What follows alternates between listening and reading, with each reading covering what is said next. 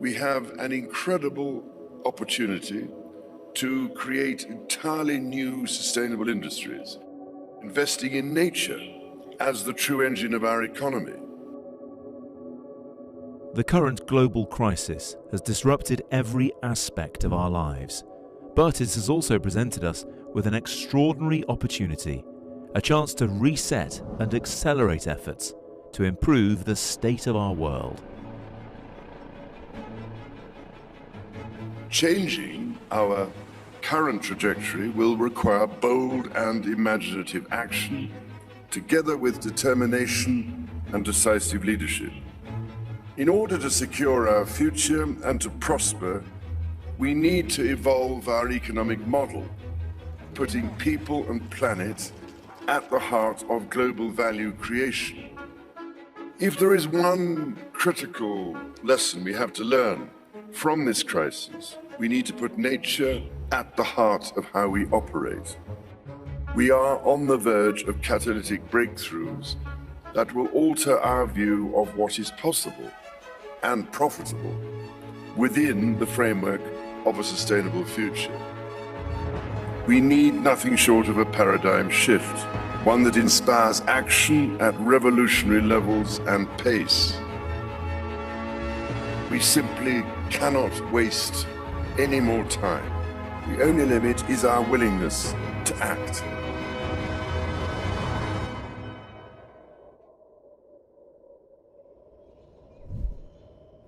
And the time to act is now.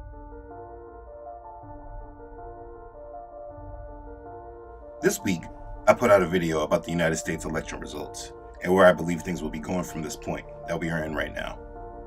Praise Elohim that many people understood what I was trying to say. There were others that only took parts of the message and wanted to place me in a box that they felt more comfortable with me being in. As I read many of the comments, it came upon my spirit that many people still don't really recognize what time it really is and what is upon us. And why would they? The control media of this world does a great job pushing their own agenda and way of thinking. But what they do not do is what they are actually supposed to do, which is to inform us on what's happening in the world. We have to move past politics. It's not about Trump or Biden. These are both puppets of a grand scheme. Both are actors playing a role. It's not just about the United States. The United States was built to rise, get the rest of the world attached to it, and then fall, leaving the world ready to unite under one governmental branch. But I'm getting ahead of this video. The point is that there is a real agenda happening in the world, and they are not hiding it. It's right in our faces, hidden in plain sight. And maybe if enough people understood what was really happening, it might make them wake up and stop being led by all the distractions the enemy has placed in our path. We must discuss the Great Reset. The name of it, the Great Reset, should be very telling if you even understand just a small amount of what I mostly allude to on this channel. The video that we saw in the beginning of this video was just an introduction. What are they trying to say? They are saying the world needs a reset. The world needs to start over. This is why I don't have time for the people that claim that the New World Order is just some type of unfounded conspiracy. These are people that are not well researched and are too confident in their ignorance. This world system is preparing those that are awake and on board with their agenda. They are having forums discussing it. They have written books going over the principles of it. It's not a conspiracy that is in the dark. It's a conspiracy that is very much out in the open, and they are talking about what it will look like as we speak. You must understand that this is not some agenda that is secret to only a few people, and then everyone will be surprised and forced to adapt when it is implemented. That is not the case. When you watch movies about the end times, they often show the Antichrist coming on the scene and then transforming the world. But the reality that we need to understand and deal with is that they are actively planning this transition and this new world order before we see it come into existence. The fact is that there are a great deal of people in the world in the know that understand the change that is on the horizon. How can the world move through this great change while being silent about it? They're able to do this right in the open because they know they have the minds of the people distracted through all these other media channels that do not talk a thing about it.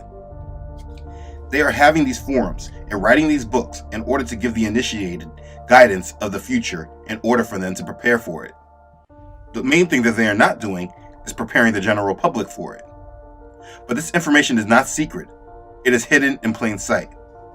So what I want to do is provide some information that they are talking about in the open so that you can be more aware of what is actually happening right in front of us. People are aligning themselves to this world system.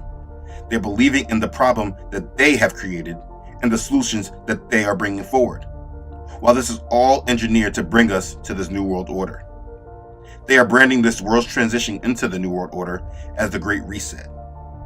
I have family that are so aligned with the world that they refuse to go outside or even be around their family until the world looks like it will get better and go back to the normal that they once knew. But the truth is that the world will never go back to normal, and these leaders all know it. That's why in the beginning of the pandemic, they used to say, the new normal. We are not going back to the normal we once knew. But because we rely on the media to guide us and keep us informed, and that we trust these selected leaders to tell us the truth, the majority don't have a clue. The United States right now is distracted because they are fighting for a leader. Both sides say that this leader is more trustworthy and honest, but yet these so-called leaders have not once explained that the world is gearing up for a great reset, and this is how we should prepare for it. All those that are fighting for Trump and claiming he is saving us from the New World Order or slowing it down, ask yourselves why he is not discussing this agenda at all and at least preparing us for it. We need to make sure that we stay in reality and not be led by the lies and distractions that they are guiding us through. We need to understand the Great Reset. Let's begin. So, what is the Great Reset? It is the time where the world will be transitioned to the New World Order. They want to completely reset the way things are done in the world.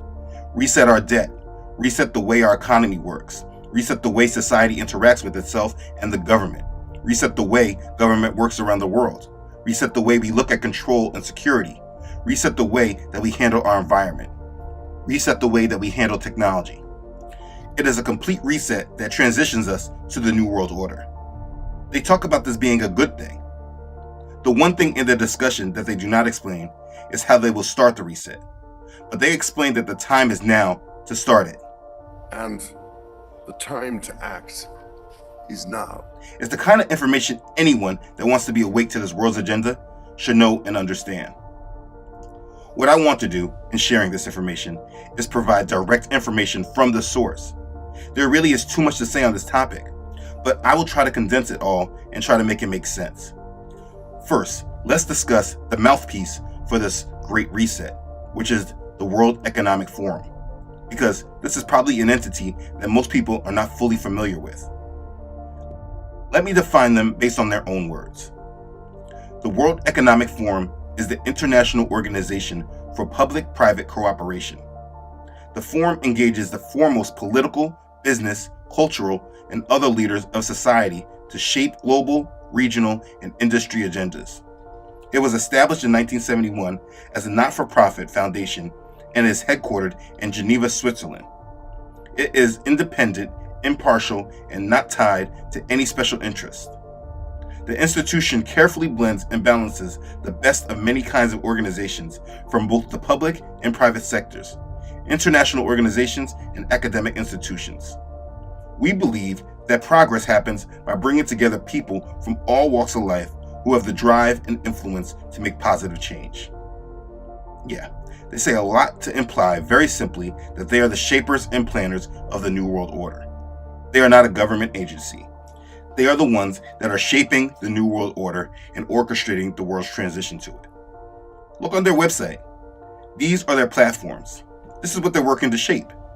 The COVID Action Platform, shaping the future of advanced manufacturing and production, shaping the future of cities, infrastructure, and urban services, shaping the future of consumption, shaping the future of cybersecurity and digital trust, shaping the future of digital economy and new value creation, shaping the future of energy and materials, shaping the future of financial and monetary systems, shaping the future of global public goods, shaping the future of health and healthcare, shaping the future of investing, shaping the future of media, entertainment, and sport, shaping the future of mobility, shaping the future of technology governance, artificial intelligence, and machine learning, shaping the future of technology governance, blockchain and digital assets, shaping the future of technology governance, data policy, shaping the future of trade and global economic interdependence, shaping the future of the Internet of Things and urban transformation, shaping the future of the new economy and society.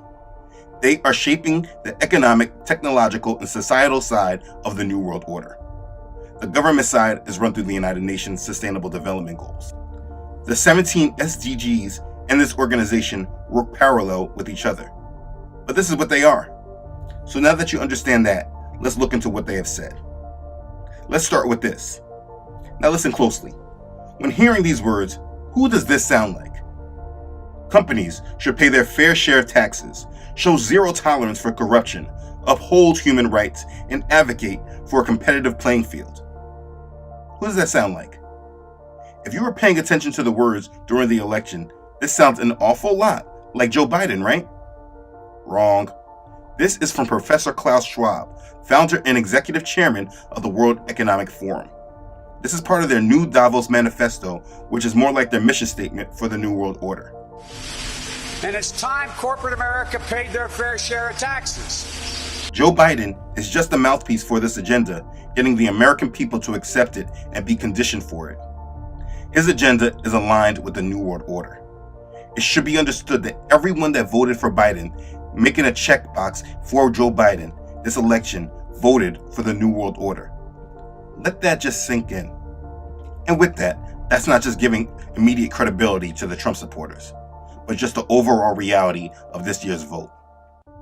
Professor Schwab has been talking a great deal about the Great Reset. What kind of world do we want to build? What do we know? What did we learn? I think the world which we want to create with the Great Reset has to be much more resilient. It has to be because security, people will demand more security. Physical security, health security. It will have to be more inclusive and finally more sustainable. On their website, there's an article called "Now is the Time for a Great Reset." So it should be understood that they are working to press the restart button now. The article says this: COVID-19 lockdowns may be gradually easing, but anxiety about the world's social and economic prospects is only intensifying. There is good reason to worry. A sharp economic downturn has already begun, and we could be facing the worst depression since the 1930s. But while this outcome is likely, it is not unavoidable. To achieve a better outcome, the world must act jointly and swiftly to revamp all aspects of our societies and economies, from education to social contracts and working conditions. Every country, from the United States to China, must participate, and every industry, from oil and gas to tech, must be transformed. In short, we need a great reset of capitalism. And this is what they're calling for.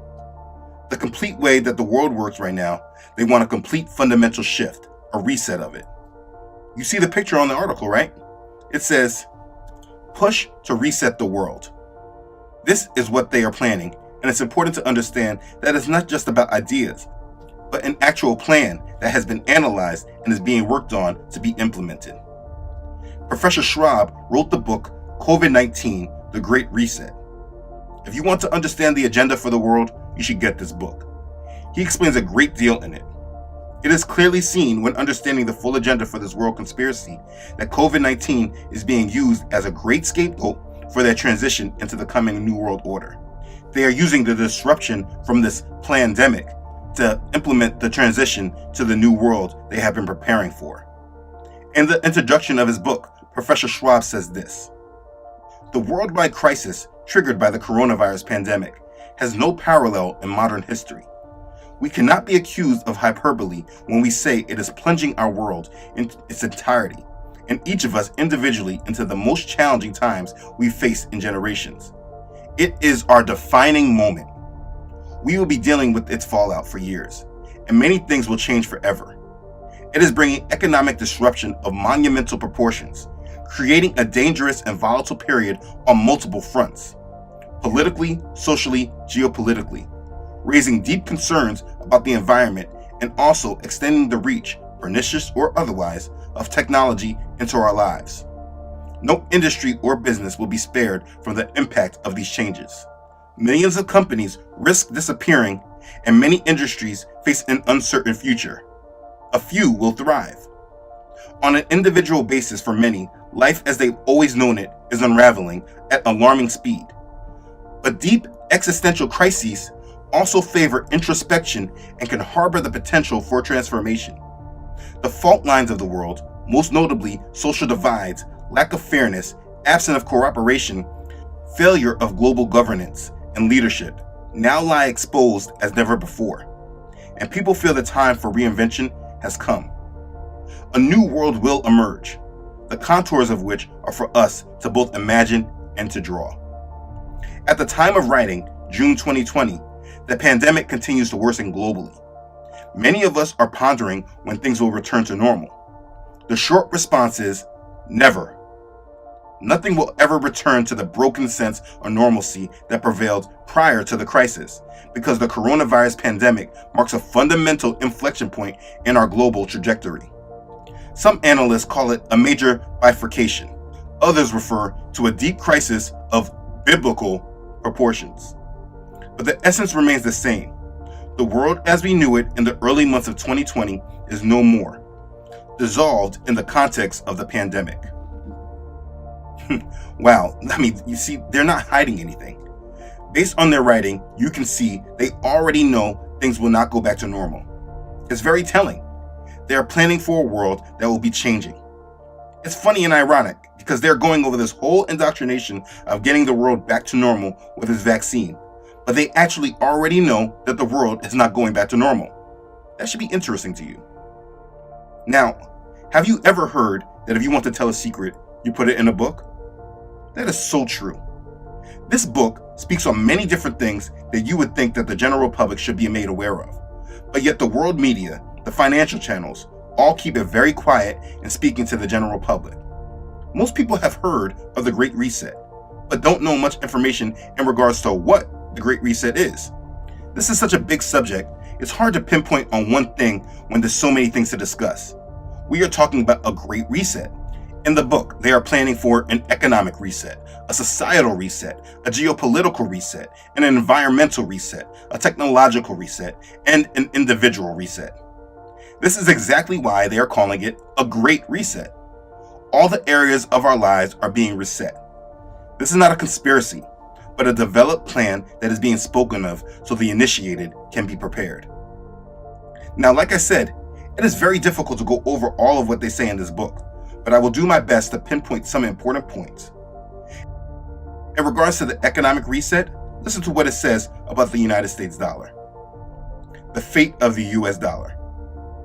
For decades, the United States has enjoyed the exorbitant privilege of retaining the global currency reserve, a status that has long been a perk of imperial might and economic elixir.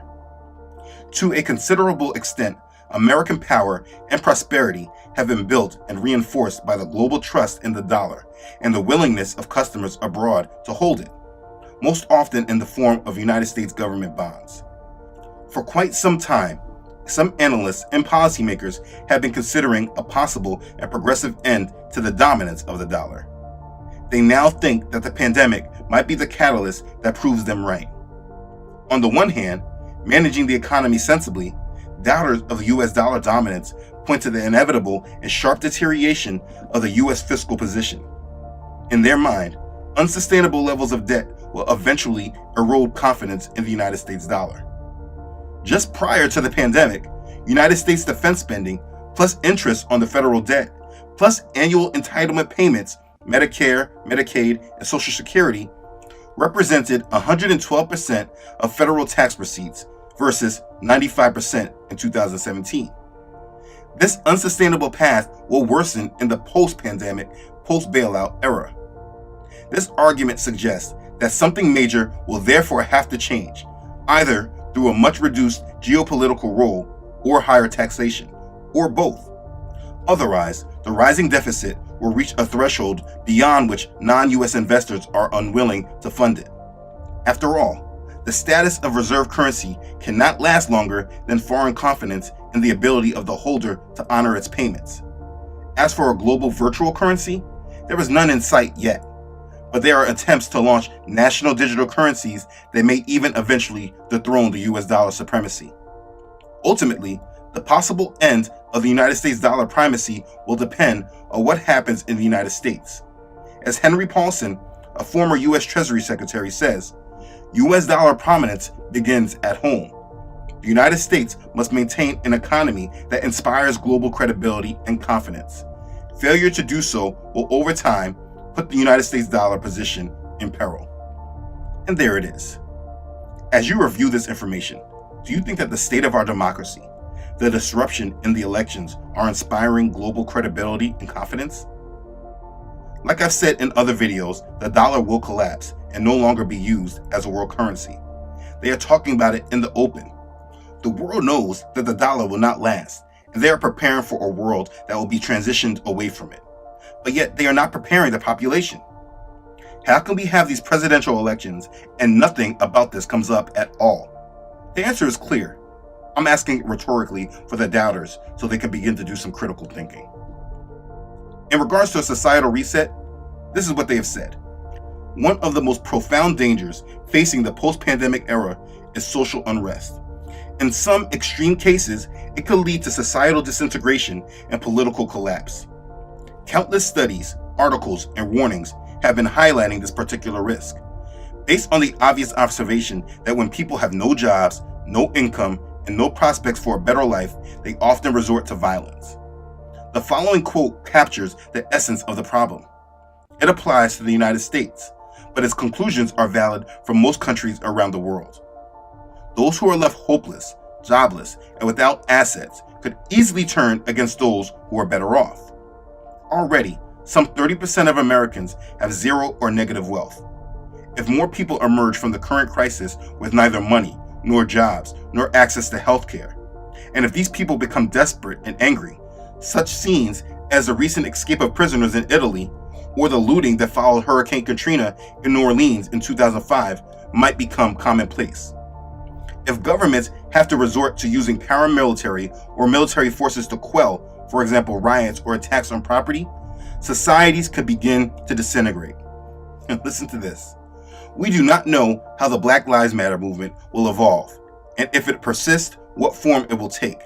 However, indications show it is turning into something broader than race-specific issues. The protests against systemic racism have led to more general calls about economic justice and inclusiveness. The COVID-19 pandemic has made government important again, not just powerful again. I mean, look at those once mighty companies begging for help, but also vital again. Look into the future. Governments will most likely, but with different degrees of intensity, decide that it's in the best interest of society to rewrite some of the rules of the game and permanently increase their role. Youth activism is increasing worldwide, being revolutionized by social media that increases mobilization to an extent that would have been impossible before.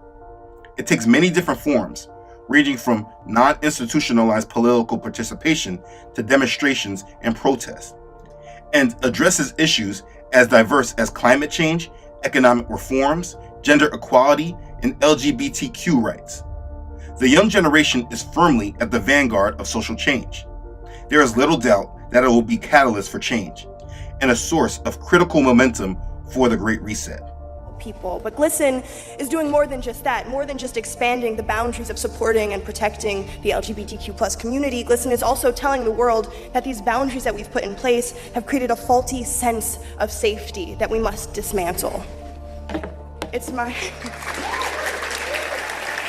They're not hiding anything. They expect riots and protests. This is a part of their plan. Again, that's why if you watch my videos about preparing for the collapse, this is what the preparations are for. In your understanding, please hold on to this. Understand that things will not go back to normal. They know things will not go back to normal. They are planning for change. You will see people, celebrities saying things like they don't want things to go back to normal, normal wasn't any good. They are playing games with their followers' mind. This is actually an endorsement of the Great Reset, the New World Order.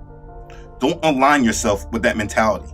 They are producing social unrest and protests so that they move the public into accepting this New World Order. They already know and expect chaos and unrest, and they will use this chaos to create a new social contract. The unknowing public calling for change, protesting, and asking for things not to go back to normal are just being used as tools, being conditioned to expect a new world order. Now, as we keep reading, in reference to the geopolitical reset, they are even talking about a global government. They say, global governance is commonly defined as the process of cooperation among transnational actors aimed at providing responses to global problems. The two notions of global governance and international cooperation are so intertwined that it is nigh on impossible for global governance to flourish in a divided world that is retrenching and fragmenting. Sadly, we are now at this critical juncture. Put bluntly, we live in a world in which nobody is really in charge. Therefore, the concern is that without appropriate global governance, we will become paralyzed in our attempt to address and respond to global challenges, particularly when there is such a strong dissonance between short-term, domestic imperatives and long-term global challenges. This is a major worry, considering that today there is no committee to save the world. So, they are preparing for a world government that has someone in charge, someone with a committee to save the world. This is literally biblical prophecy of the book of Revelation jumping into reality. And with all that they're saying, they have us distracted, paying attention to what exactly? Listen, tonight we offer the ridiculous tips to get in shape for summer. It's of course called Prancercise. Prancercise is described as a springy, rhythmic way of moving forward, similar to a horse's gait, and ideally Hold on, Anderson. We need to be awake, not asleep. Let me jump into the next part, which is the technological reset. They have goals of completely digitizing the world and merging humans with computers. Everything will be digitalized, which can be digitalized. It's called transhumanism, and is a part of their agenda where we see the mark of the beast implemented. Listen to what they say on their video on the Fourth Industrial Revolution. We are wondering what is happening to the world. Everything is changing.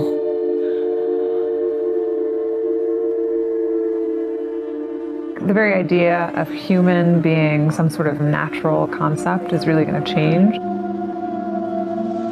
Our bodies will be so high-tech we won't be able to really distinguish between what's natural and what's artificial. You see, they're not hiding their agenda and goals. They are just not publicizing it to the masses. Oh, and in case your denial of this wants to say that maybe it's possible that trustful Joe Biden didn't know about this agenda, just take a look at more of the video. This is Professor Schwab talking in front of an audience. Wait, who's front row? Sitting close to Leonardo DiCaprio. Yeah, that's Joe Biden. You can see he's well aware of the agenda. And for those wanting to place Trump on a pedestal, do you think that the leader of the most powerful country in the world doesn't know about an agenda that the rest of the world knows about? Let's see. Approaching the podium right now, being introduced by Klaus Schwab, who is the head of the World Economic Forum. Again, Donald Trump taking the stage here in Davos. Congratulations on your 50th year hosting the annual meeting of the World Economic Forum, a truly amazing achievement. It's an honor to address the distinguished members of this organization for the second time as president. Okay. Oh yeah, he knows very well. It's time you woke up to the world that you live in. Now, in the book, when speaking on the technological reset, they say, in the 4 short years since technological progress has moved impressively fast, AI is now all around us, from drones and voice recognition to virtual assistants and translation software. Our mobile devices have become a permanent, integral part of our personal and professional lives, helping us on many different fronts, anticipating our needs, listening to us, and locating us, even when not asked to do so. Automation and robots are reconfiguring the way businesses operate with staggering speed and returns on scale inconceivable just a few years ago. With the pandemic, The digital transformation that so many analysts have been referring to for years, without being exactly sure what it meant, has found its catalyst. During the lockdowns, many consumers, previously reluctant to rely too heavily on digital applications or services, were forced to change their habits almost overnight. Watching movies online instead of going to the cinema, having meals delivered instead of going out to the restaurants, talking to friends remotely instead of meeting them in the flesh, talking to colleagues on a screen instead of chit-chatting at the coffee machine, exercising online instead of going to the gym, and so on. Thus, almost instantly, most things become e-things, e-learning, e-commerce, e-gaming, e-books, e-attendance. To sum up, the speed and breadth of the fourth industrial revolution have been and continue to be remarkable. This chapter argues that the pandemic will accelerate innovation even more, catalyzing technological changes already underway and turbocharging any digital business of the digital dimension of any business. This transition towards more digital of everything in our professional and personal lives will also be supported and accelerated by regulators. As the coronavirus crisis recedes and people start returning to the workplace, this corporate move will be towards greater surveillance. For better or for worse, companies will be watching and sometimes recording what their workforce does. The trend could take many different forms, from measuring body temperatures with thermal cameras to monitoring via an app how employees comply with social distancing. This is bound to raise profound regulatory and privacy issues, which many companies will reject by arguing that unless they increase digital surveillance, they won't be able to reopen and function without risking new infections. And being, in some cases, liable, they will cite health and safety as the justification for increased surveillance. It is true that in the post-pandemic era, personal health and well-being will become a much greater priority for society, which is why the genie of tech surveillance will not be put back into the bottle. But it is for those who govern and each of us personally to control and harness the benefits of technology without sacrificing our individual and collective values and freedoms. They are very clearly saying that they will be controlling us through our technology, and we will have to make a choice to accept it in order to take part in their businesses and their economy. In that Industrial Revolution video, they even allude to humans merging with machines. The very idea of human being some sort of natural concept is really going to change. Our bodies will be so high-tech we won't be able to really distinguish between what's natural and what's artificial. So they have spoken about a world government, a world currency, a world leader, and now the mark of the beast. Yeah, I think all believers should be paying attention. The book concluded that widespread social protests that took place in June 2020 reflect the urgent necessity to embark on the Great Reset.